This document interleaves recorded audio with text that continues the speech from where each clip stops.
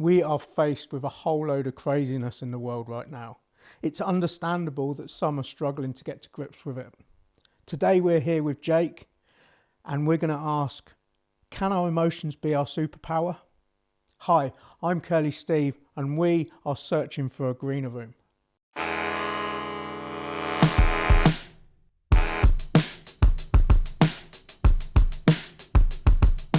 So Jake, hey, how you doing? Morning, Curly Steve. Nice to see you. I'm good, thanks. I've been thinking the whole way here whether I need a hair-related name Yeah.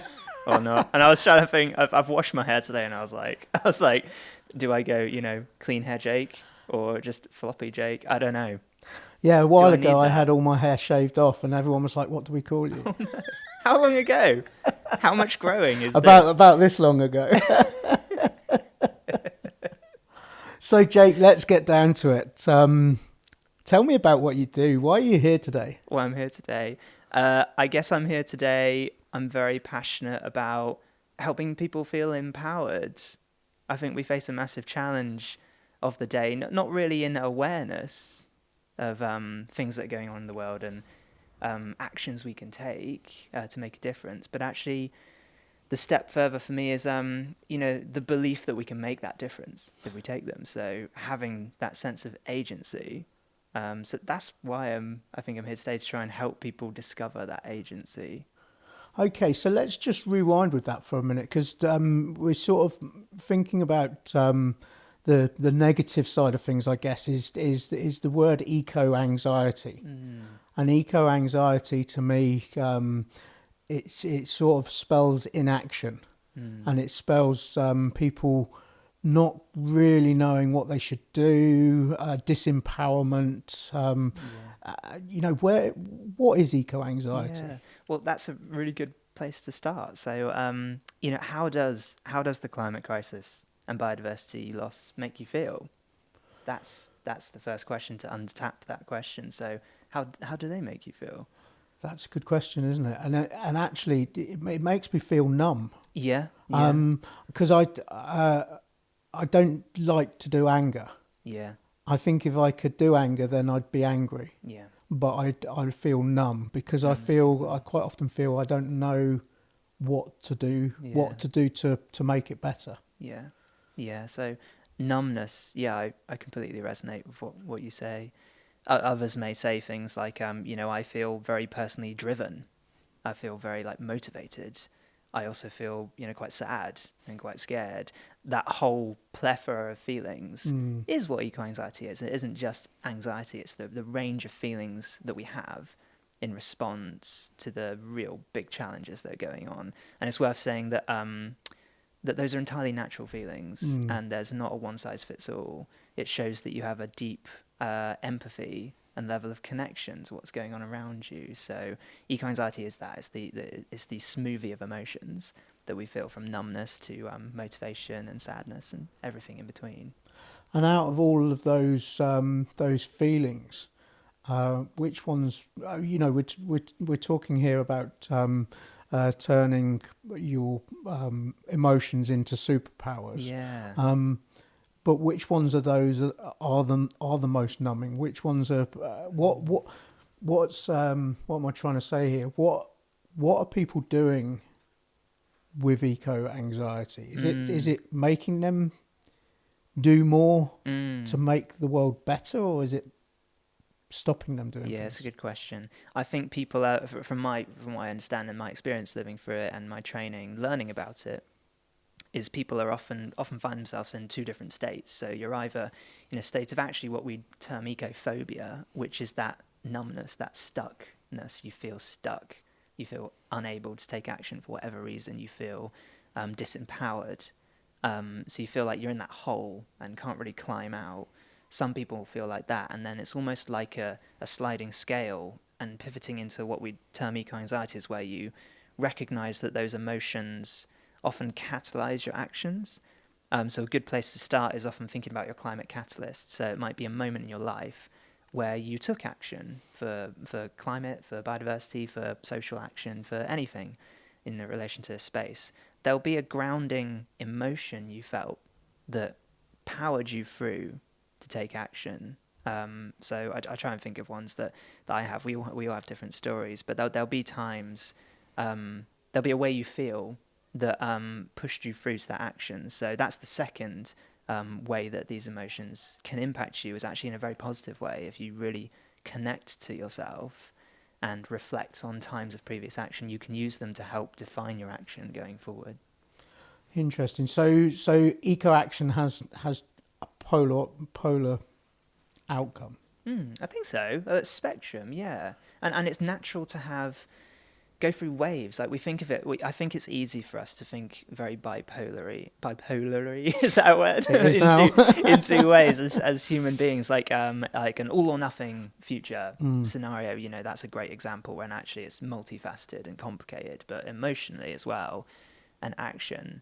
It can feel like you have to be motivated or you're not. And actually, in reality, across our lives, months, weeks, days, it's natural for us to flux in and out of those waves. It's natural to feel very dismotivated sometimes, very upright sometimes, from different things that happen to you day to day.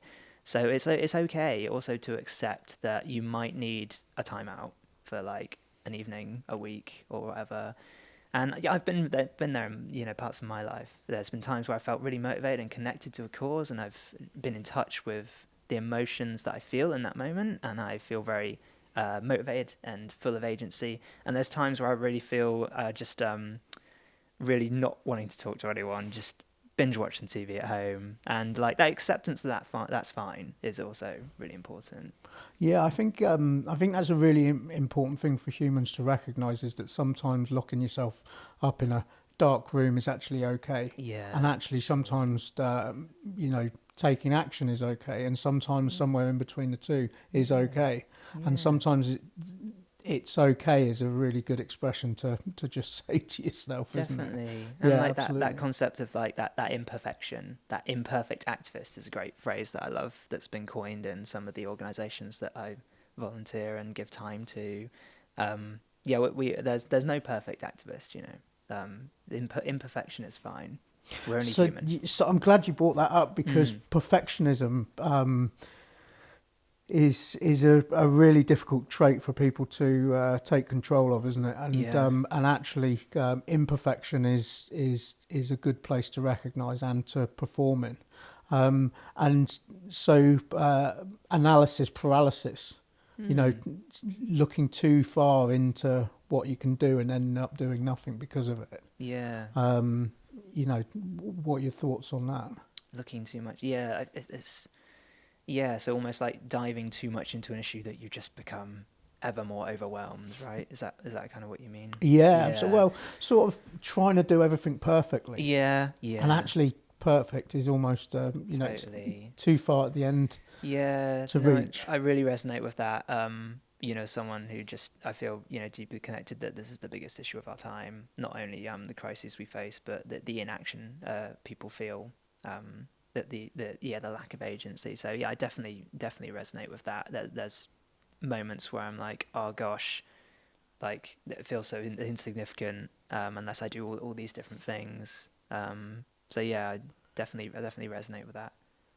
And to do some things a little bit is sometimes better than to do nothing. Yeah, I've had to learn that in both work and personal life. It's come to terms with it. It's better to do a few things really well, I think, than spread yourself too thin. And that's kind of some of the approach that we might talk about later with Force of Nature, the charity that I've been trained with, that acts in this area and helps people use those emotions for good.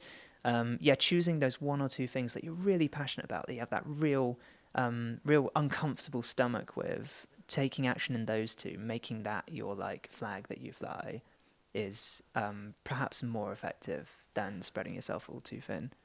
And how's community involved in all of this? Yeah, I mean, community is massive. It's from research that's been found, particularly amongst young people, so 35 and under, but I think it's relevant to everyone.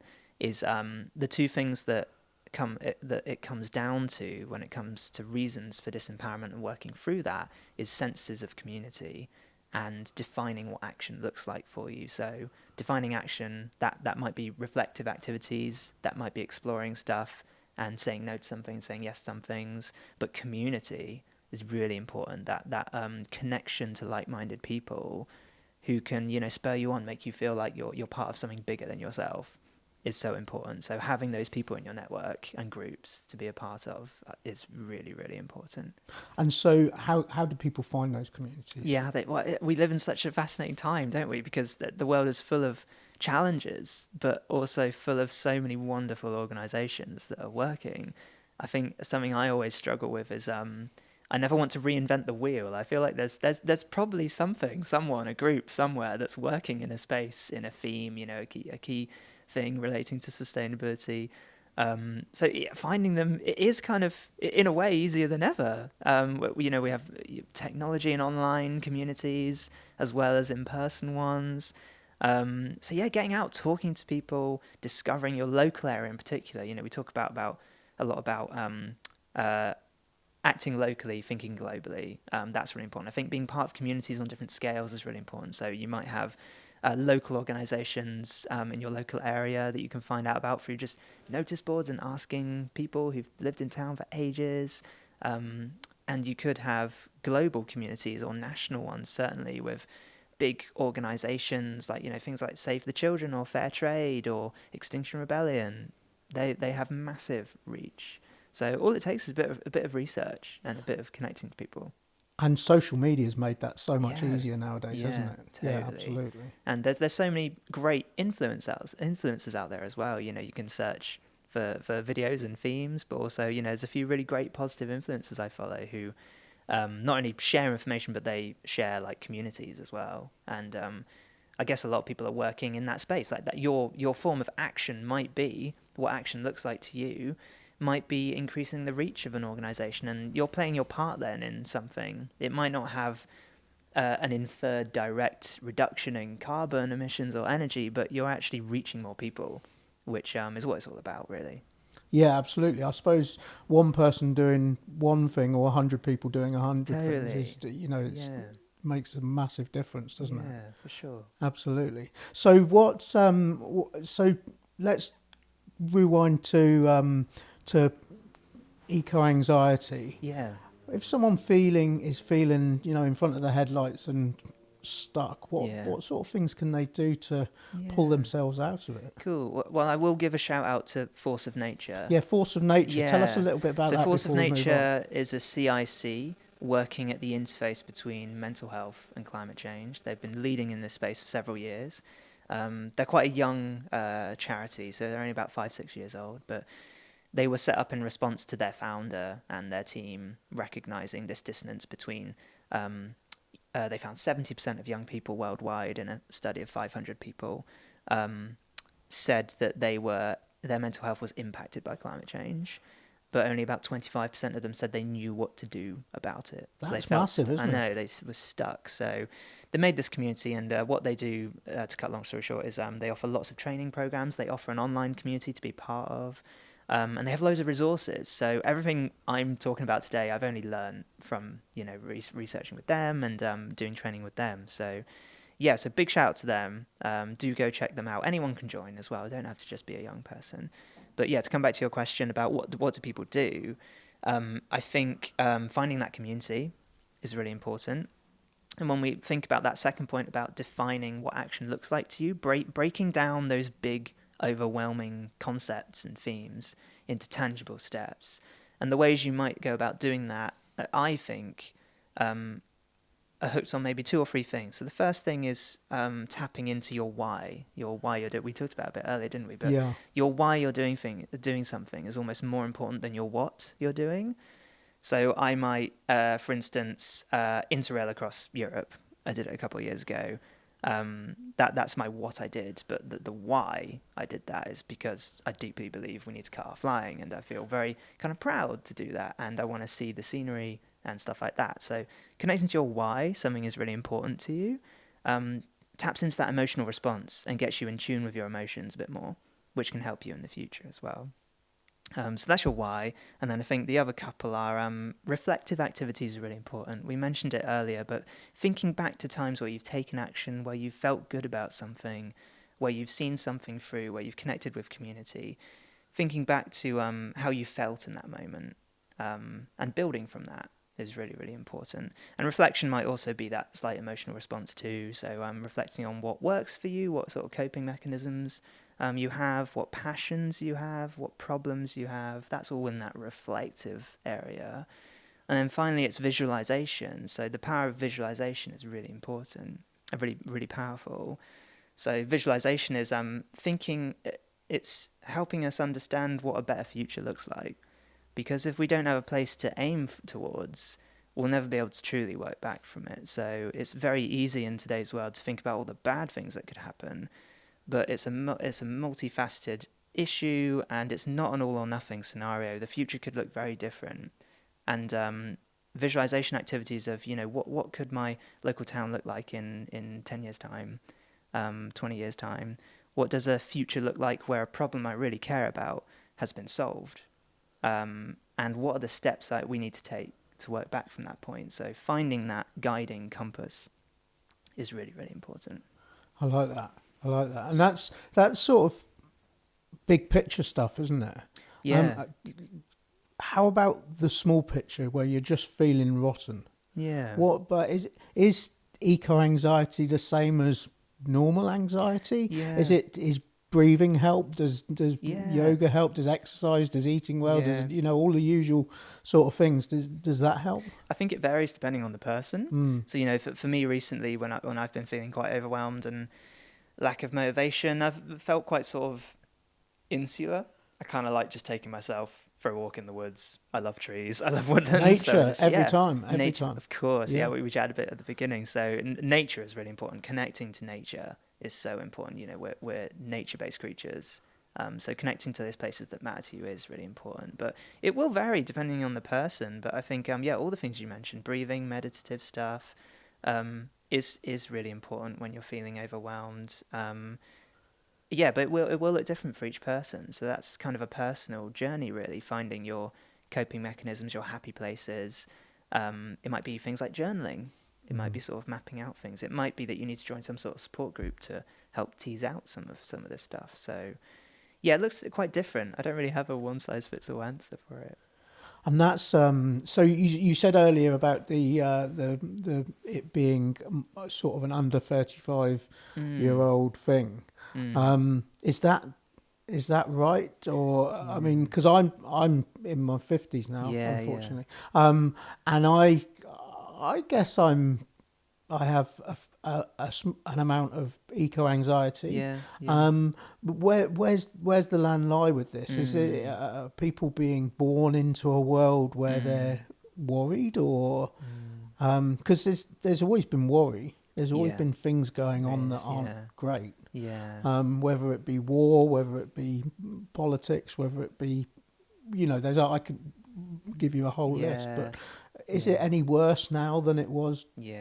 2 years ago, 5 years ago, 10 years ago? It's a strange thing, isn't it? And sorry, I didn't answer the question first time, but you're right. It's it definitely is. When we come back to that definition of eco-anxiety, it is just emotional responses. So there's more understanding these days that a bit of research has gone into it that general anxiety might be caused by the climate crisis, biodiversity loss, a local area being demolished for housing, or your favorite species being told the population's gone down or something, or people starving and dying and stuff. So it is prevalent in people who are over 35 as well, and more we're thinking actually perhaps it's just enveloped in that more generalized diagnosis of things like anxiety and depression. So officially eco-anxiety isn't a clinical condition, but the symptoms of eco-anxiety, like we talked about, are recognized symptoms of other clinical conditions. And I think the other thing that's important to think about that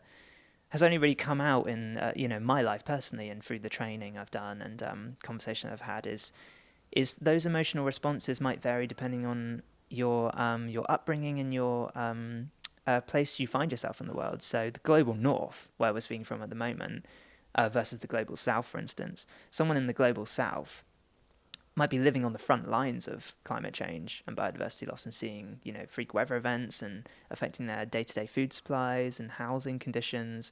Their generalized fear and dread, everyday lived experience is eco-anxiety, but we don't label it as that. Right. Whereas in the North, we're kind of in that privileged position to actually have a bit of space to not only distance ourselves from the immediate impacts of some of this stuff, but actually tap a bit more into our mental health. So for us, we might define it as eco-anxiety, but in reality, the feelings across those both parts of the hemisphere are the same. They're grounded in the same reasons for it.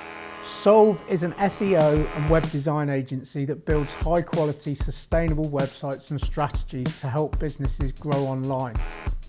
They're also B Corp, meaning they're a business for good, making a positive impact while driving real results. As a special offer for our listeners, Solve is offering a free website audit and consultation. Just mention Searching for a Greener Room to claim yours. So if we go back to where we were, so what can we do about this? Yeah, what can we do about it? So, I mean, I've had 5 years experience now in the sustainability kind of sector, I guess. So I'd like to think I know some stuff. Yeah. I'd like to think I know the big impact actions we can take. You know, we talk a lot about that disempowerment piece. I think it's really important for people to understand what actions have a real big impact, you know, scaled impact. So when I talk about what people can do, I talk about those real big impact things. I'm not talking about the little stuff.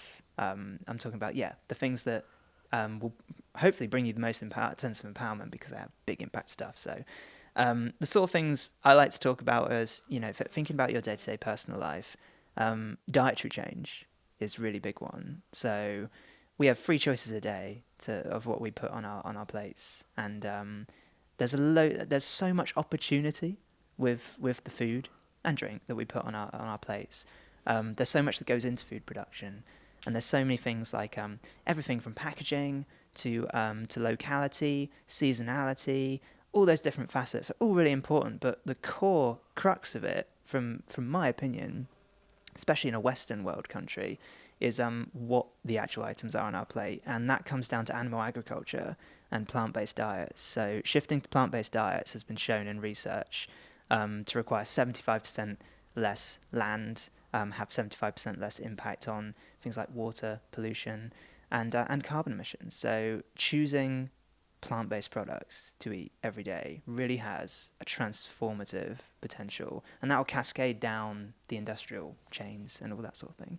So that's one big impact. So just staying on that a second, I guess going from being a free meat a day to being, let's say, vegan is a massive step, but actually people can start making that step by just changing one meal in a week. Yeah, for sure. And then in a month's time, maybe change 2 meals, and then in a bit more time, maybe 3 and 4 and 5 and 6. And I like to be transparent with people. Like, I've been a vegan 5 years now, and it was a journey. You know, so it's a journey that you go on. It took me, 3 to 6 months to fully go that. And there's different levels. It will mean different things to different people. But there's, the whole, what we just said, the actual base of carbon impact and land impact, biodiversity impact. There's also an ethical, reasons people might go for it. But yeah, ultimately, like you say, it's something. It's easier than ever to do it in a Western world country like the UK. And there's so much resource out there. The internet has so many recipes. You can be an easy vegan. You can look into the real like flagship, swaps and sort of taking your favorite meal and veganifying it. Or you can just, I think it's really important. I like to say to people, when you go out for your next meal, if you eat out somewhere, why don't you choose the plant-based option? It's requiring no extra effort from you. You're choosing something that hopefully is quite a good quality meal because you're in a restaurant. And, that's a starting place.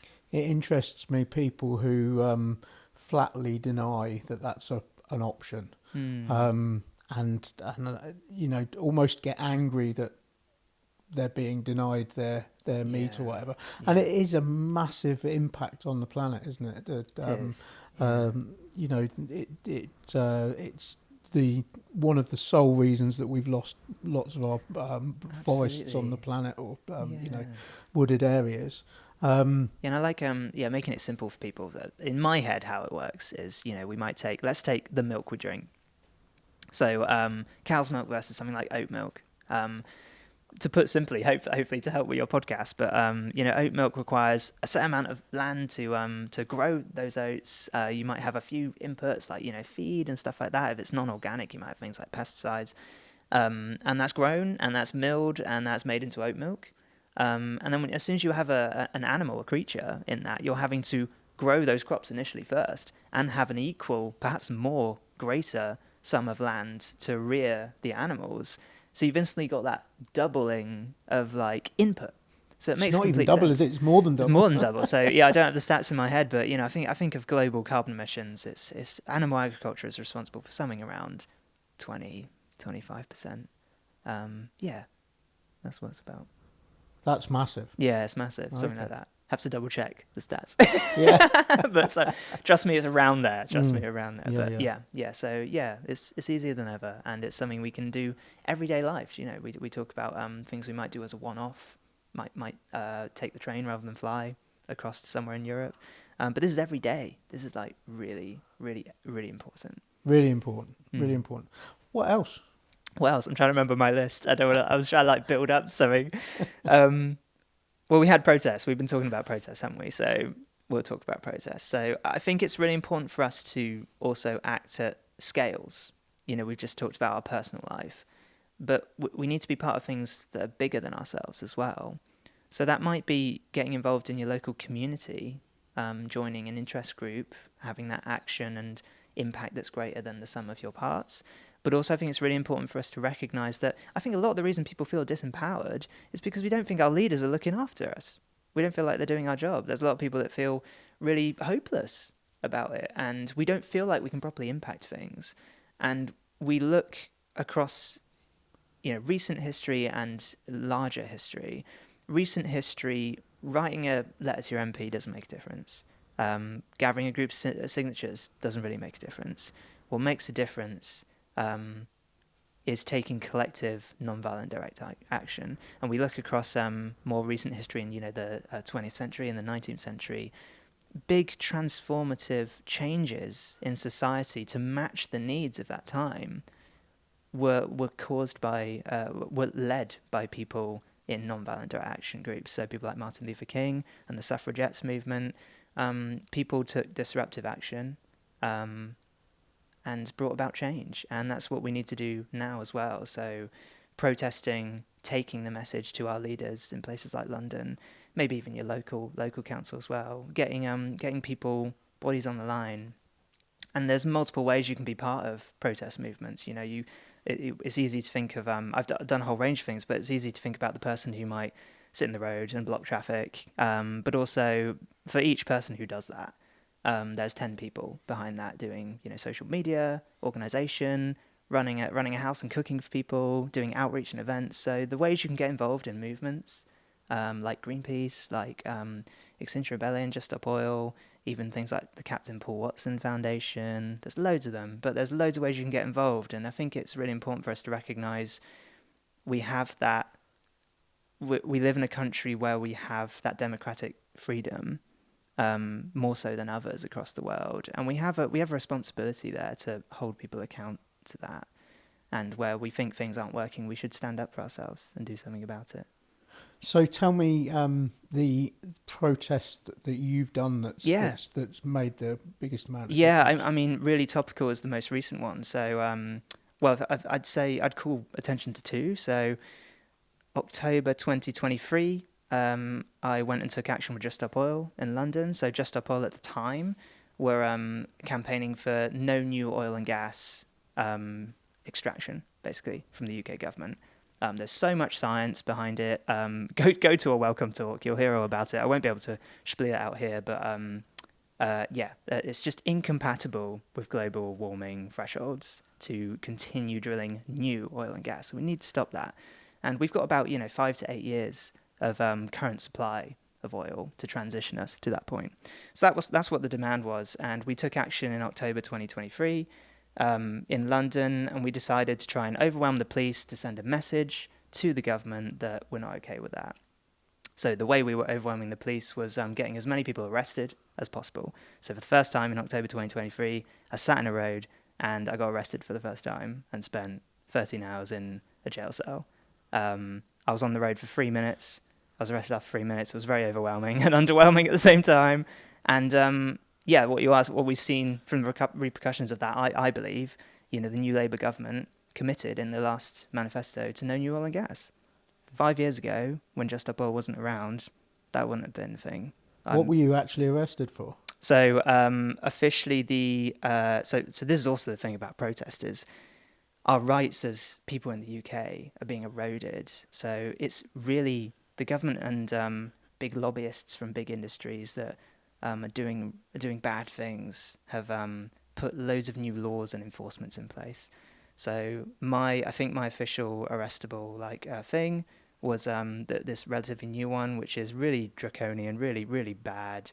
And it's about, I've forgotten the term for it now, but it's causing disruption to national infrastructure. And national infrastructure can mean anything from an airport all the way to a B road. Okay. So we were taking up a B road, so the lowest spectrum of this, disruption, people stuck in a traffic jam for maybe half an hour, an hour. So presumably you were arrested and kept in a cell for 13 hours till the protest stopped and you could no longer be a part of it. Yeah, so again, it's officially, as far as I understand, police can't keep people for longer than 24 hours in a jail cell. And you weren't charged? Sitting here today, I wasn't charged. Right. It's all been mat-free, and that's the reason it worked, the strategy. And I can't speak more highly of how historically informed these movements are, and also how well organized they are. You go that they knew that overwhelming the police in the jail cells, filling those jail cells, which are already bursting already, would demand a load of police resource, put a lot of strain on the police, and that sends a message to government. So overwhelming. With, I think on that day 120 people got arrested. 120 people were taking up jail cells, people who are fighting for our future, fighting on the science. That sends a message, who should actually be in those jail cells. Interesting. Yeah. That was that one. And then the most recent one actually is sitting here today, we're recording in March, is I went up and took part in an action where we blocked a road for an hour outside the Royal Courts of Justice. So 16, I think as of today, 15 peaceful protesters are in prison at the moment. I think it's one of the stats about 15 people are in prison for this stuff. So there's people in prison living out sentences of anything between 8 months and 5 years. For sitting in a road? For taking action for climate, for peaceful protests, non-violent direct action. So just sitting with that is crazy. You might expect that in a radical country and there's so many other things going on in the country that would require those places. So the latest action I took was all about that. So it's an amazing organisation called Defend Our Juries, and essentially it's calling out corruption in the court system.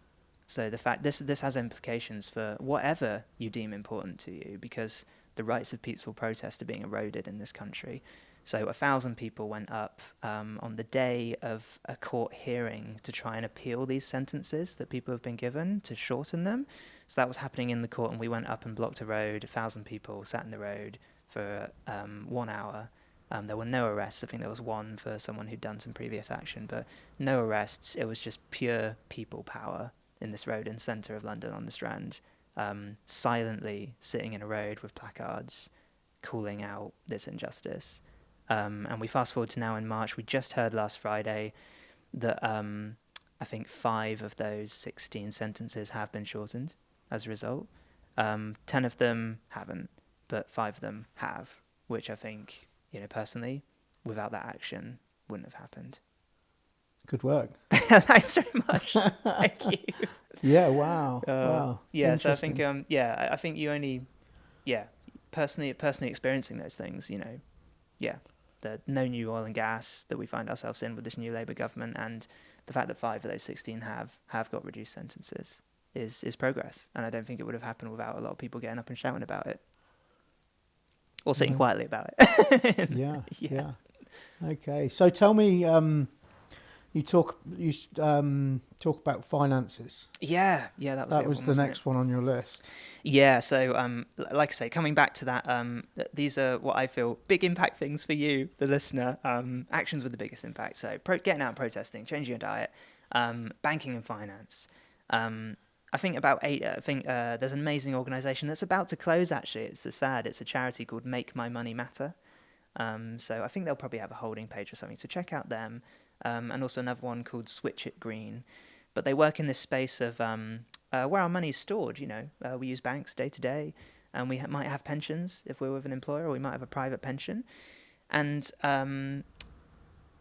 there's big impacts we have indirectly in those. So about 80% of people don't know that where you store your money has an impact on the climate and sustainability more widely. But the fact is, the banks and the pension organizations both invest that money that's stored with them in a whole range of good and bad things. Weapons, arms dealership. war infrastructure. Exactly. Fossil fuels. Yeah, drugs and things like Yeah, that. yeah, So yeah. thinking about sustainability, the most important thing for me is the fossil fuel industry. So there's that link between those, and completely right. There's lots of different stuff. People don't know that, and they leverage the money, of course, that they have in those investments. That's one side of things. But perhaps the more empowering thing and the more crazy thing is that actually just the customer base enables them to do that. So you're worth about £1.5 million to your bank over your lifetime. There's been research done about that, and that's because as a person in, let's say, Barclays, the worst in the UK, that enables them, the customer base and the number enables them to leverage about £1.5 million per person in loans, and they choose to do that in a whole range of ways. And by shifting your bank to a more sustainably minded one, you can shift that £1.5 million of leverage to something with value, something with purpose. And if everyone, closed their Barclays account tomorrow, they wouldn't have the money to invest in fossil fuel companies. And these big banks aren't transparent. They're not showing you where they're spending your money. No, I think that's the big benefit with some of the sort of more the greener ones, where they're massivly transparent. Yeah. And you know where your money's going. Totally. I think transparency is a big thing. Also, just sheer greenwash. So greenwash meaning saying some things, but actually the majority of their interests and action is different. So I can't remember the exact stats, but a lot of the big banks only invest something crazy like 2 to 5% of their total profit in green stuff, and they'll shout about that. But the other 95% is spent in really bad stuff. So transparency is really important too. So a big shout out to if you want my personal recommendations of what to switch to. Triodos Bank, I'm not sure if you're aware of. Yeah, they're at the top, aren't they? They're super, and they're transparent. You can Yeah. go through a list on their website of all their projects they invest in. They only invest in social, environmentally positive things and small scale stuff. Here in the UK, probably the best high street bank, if you need a high street bank, is Nationwide. They have really good policies on what they exclude their investment from. And some of the online banks are really good as well. So things like the mobile-based banks. So Starling, I'd recommend. Monzo, I'd recommend. But Triodos is definitely the best one. And when it comes to pensions, we haven't talked much about that. That's just about having a conversation with your pension provider, because a lot will offer a green pot that you can shift your pension to. Nowadays, often with not really a difference in risk and money it will accumulate over time, but it's just a conversation. They automatically put it in something that may do a combination of things. Having a conversation with them to go, can I put it in this green bond instead? That can make a lot of difference as well. So tell me what else. What else? I think a really important one, and something everyone can do, is reconnecting to nature. Because, we live in such a beautiful world, and we're part of such intricate systems and cycles. And reconnecting to we're meant to be in nature. So reconnecting to that sense of place, and the places that are important to you, the things, the wildlife, the plants that are important to you. I think it's really important. That will help ground you in what you fight for. But it will also, there's so many mental health benefits of being in nature. I mean, we talked about that with your surfing and being out in the waves. I love the stat about how trees like release, immunity kind of chemicals when you walk in the woods. So I'm just in the woods like, Yeah, breathing it in. breathing it Yeah. all in. So seeing green as Mm. well. Like I remember there's a thing about like our eyes. Our eyes find it easier to look at the color green.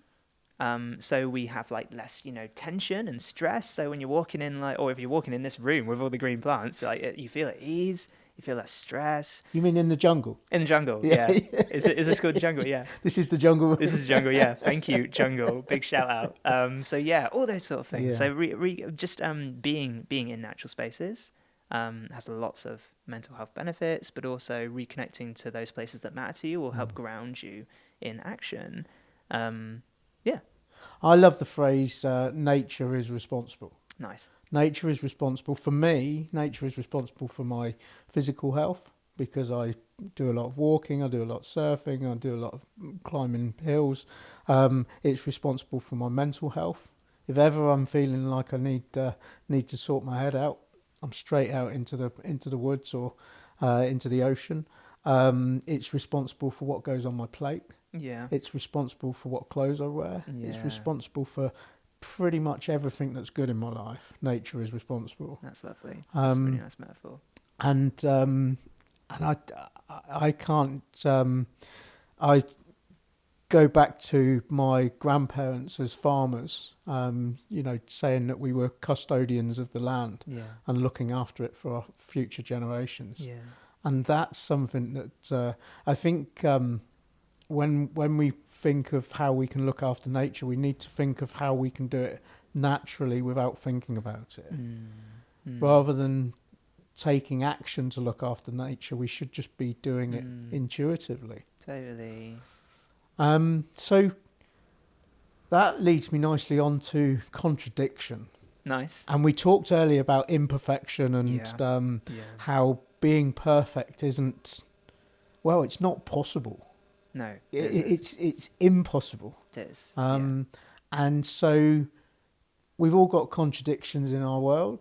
Tell me a little bit about yours and how do you get your head around having these contradictions? Yeah. I'd say I think a couple of the contradictions in my life. It's really important to be transparent about these things. I think of late, probably contradictions are I have a big gas-guzzling diesel camper van. Right. And it's a crazy story with that because in October 2023, two crazy things happened to me. I got arrested for the first time, and I won a camper van. You won one? So I won this camper van. Okay. In a competition, in a raffle ticket. Amazing. Like, me and my family have always dreamed of having a camper van for camper van holidays and just having a bit of van life and getting out exploring. So it was an amazing time. And I guess, it's added a second car to my household. It's added a pretty hefty car to my household. It's a diesel car. I'm very passionate about reducing single occupancy car use and using public transport and active travel and all those things. So to suddenly throw a van in there does seem kind of contradictory. And, I drove here today in the van. And I find it really difficult sometimes because people are really quick to judge on that, So as soon as I won it, I remember there were like two types of people. Like, people just couldn't believe it. And there were people that even said there's no one more deserving to win it, Jake, and that was lovely. But there's also those people that stick out in your mind, like people I'd call close friends who would immediately go, "Oh, well, Jake, that's not very sustainable. What are you doing with that van? Are you going to scrap it? Surely that's the best thing to do with it. Why are you driving around in your diesel van?" And it's just, so that's a contradiction, but it spurs that other point about like being critical and how I think that's not helpful for addressing things like eco-anxiety. Like, we need to be in a place of celebratory, looking for the positives. So looking for the positives in that van is I've been able to do slow travel up to Scotland. I've been able to explore places and take things slower, so stay overnight, things like that. It's helped other people. So, my brother and my dad have been able to use it and bring them happiness too. Have you been able to be in nature more? I'd say so, yeah. So, the ability to just explore more of Cornwall and just get out and spend longer in a place. You don't have to dash there and dash back when you have a camper van. So That's always really nice too. So I'm interested in the duality between being able to have a camper van yeah, and use more diesel yeah, yeah, and improve your mental health, yeah, and how you can balance that. yeah, Um, it's like for example, taking holidays. yeah, You know, you come back from a holiday and you feel refreshed and brand new and ready yeah, to take on the world and potentially be better just by having that break. yeah. So it's a trade-off, isn't it? It is, and I think it's the means at which you might travel or go on holiday is one factor, but there's so many other things you can think about. Like when you said, Steve, about this just needs to be natural to us. I'd like to think I kind of have that. So I won't lie. Coming here today in the van, for example, this is what my life looks like most days. Is I was sat there a week ago. I spent a good half an hour, 45 minutes going, what would I have to do if I got the train and the bus to Newquay to see Steve? What would it mean for the van? Could I visit somewhere while I'm there to make a day of it? Would that justify taking that van? Other stuff. So I had that, moment of going, okay, if I'm going to do this, how can I maybe do it in a way that's a bit more responsible? How can I use this privilege in a way that maybe gives back a little or benefits me a bit more? Things like that. And I think, the other thing I was going to say is I've just booked my first international holiday for the first time in 4 years. I haven't flown in 4 years. And, similar things to that. So I'm going on safari with my dad in South Africa. It's been a dream of ours for ages. And I guess, from the offset, I've tried to design this trip to be more sustainable at its heart. So, yes, I'm going to fly there. Getting to Johannesburg by any other means seems quite difficult. But I'm going to, I'm planning this trip. I've done a lot of research into types of lodges, whether they're small scale, community led, whether they give back to those communities. Can we do walking safaris instead of driven safaris? How can we reduce our impact of that holiday? Can we stay longer to, make the most of that? Is there a give back thing we can do while we're there? And can we carbon offset the flight? Because as a last resort, we should be doing things like that. So I think having that critical thinking in the offset is really important. And you're right. It is really hard to steer away from that perfectionism. But I think having that process is important. And like we chatted about the benefits of mental health, I feel like I'm in a stage where arguably you need to see some of the world to know what needs protecting and what wonders are out there, right? Yeah, absolutely. Again, it's taking you to nature. Yeah, yeah.